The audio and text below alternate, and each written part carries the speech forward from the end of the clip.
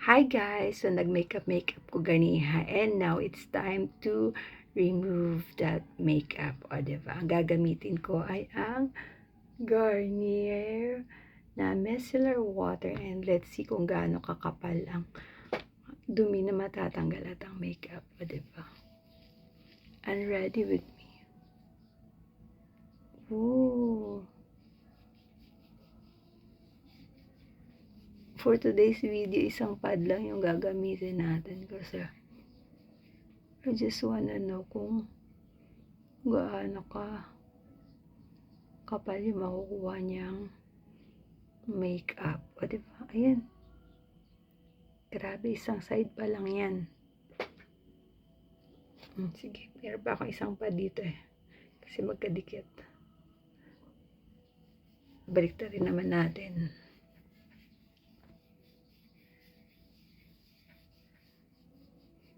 Wala tong cut guys.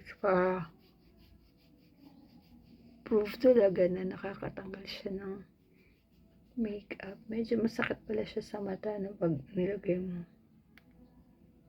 But then, hindi siya ganun ka-stingy. Ay, grabe. Wait, masok sa mata ko.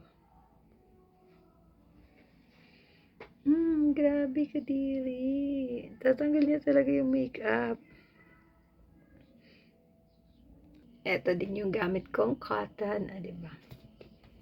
Square Cosmetic Cotton na siya. So, dadagdag tayo isa pa. Kasi hindi ako, tingnan nyo ang dumi. Grabe, kadiri. Diba? Ito din yung kilay. Tanggalin na.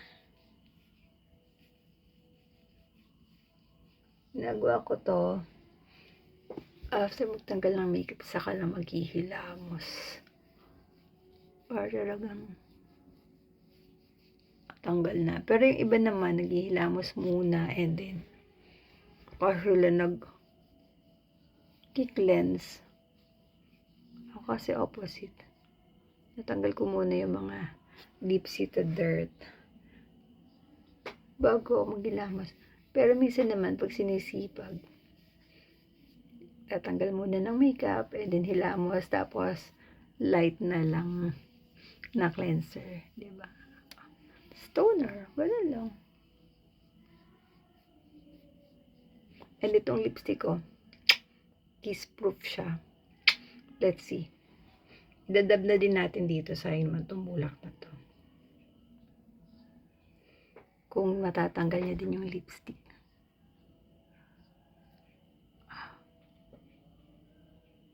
Diba?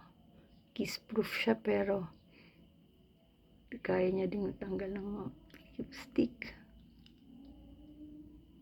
O siya, lalagay ko na yung link dyan. Get yours now. Yun lang.